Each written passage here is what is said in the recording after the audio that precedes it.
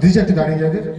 আমাদের এই ছোট্ট বেবি অদ্রিজাকে চরণ দাদা ভাই 20 টাকা দিয়ে আশীর্বাদ করেছে, আমরা গ্রহণ করলাম। সবাই একটু জোরে, দুইজনের জন্য হাততালি হয়ে যায়, আরো জোরে। এই স্টেজ লাইট গুলো আমার ডাইরেক্ট চোখে লাগছে, আমি ঠিক দেখতে পাচ্ছি না কিন্তু। ঠিক আছে, থ্যাংক ইউ।